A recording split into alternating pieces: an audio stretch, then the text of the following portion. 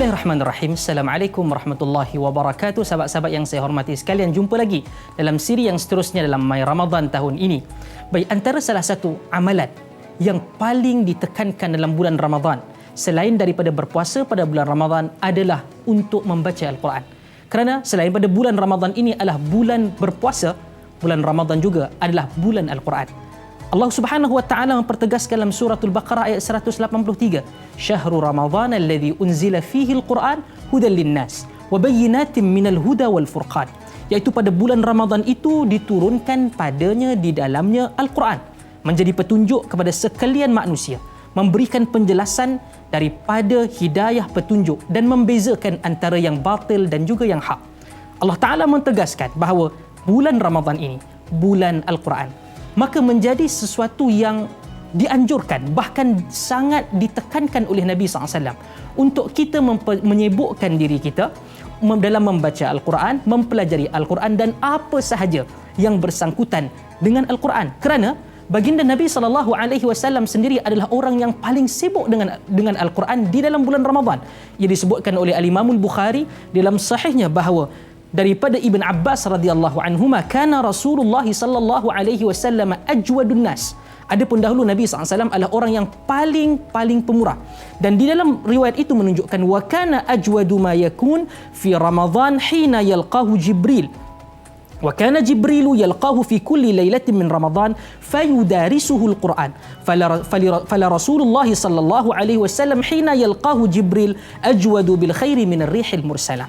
Bahawa Nabi SAW orang yang paling pemurah dan kemuncak kepada murahnya hati baginda Nabi SAW tatkala Nabi bertemu dengan Jibril pada setiap malam Ramadan dan mempelajari Al-Quran, tadarus Al-Quran. Perkataan tadarus itu melibatkan dua pihak, iaitu orang yang mendengar bacaan itu dan memperbetulkan, dan pihak yang kedua yang ingin mahu bacaannya dibetulkan. Maka itu konsep dalam tadarus Al-Quran. Maka persoalannya, macam mana kita boleh untuk mengkhatamkan Al-Quran? Kerana Nabi SAW mengkhatamkan dengan Jibril dengan kadar jumlah ayat Al-Quran yang ada pada ketika itu bersama dengan Jibril. Ada dua keadaan kita pada waktu ini, sahabat-sahabat yang saya hormati sekalian.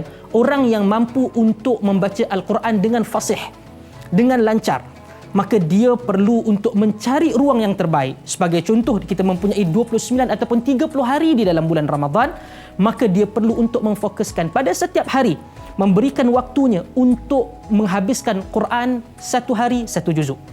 Kalau tidak boleh untuk sekaligus, cari ruang masa. Pecahkan dalam 5 waktu salat itu dengan jumlah muka surat bagi mampu untuk menghabiskan satu hari satu juzuk dengan bacaan yang tidak terlalu lambat dan tidak terlalu cepat.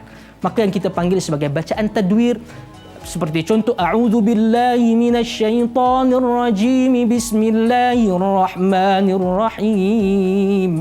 Tidak terlalu laju dan juga tidak terlalu lambat. Maka insya-Allah dalam jangka masa, kalau sekali dibaca dalam jangka masa 45 minit ataupun paling lewat sejam, kita mampu untuk menghabiskan sehingga kepada satu juzuk dalam masa 1 jam insya-Allah. Namun pada pihak yang kedua ataupun kelompok yang kedua tidak mampu untuk membaca Al-Quran dengan fasih dan ingin mempelajari Al-Quran perlahan-lahan, tiada masalah kalau anda tidak mampu untuk mengkhatamkan Al-Quran, tetapi menjadikan diri sibuk dengan Al-Quran walaupun terpaksa bertatih-tatih di dalam membacanya sepanjang bulan Ramadan. Kerana Nabi SAW ada menjanjikan mereka yang mempelajari Al-Quran dan juga susah, mempunyai kepayahan dalam membacanya, falahu ajran, bagi dia 2 pahala.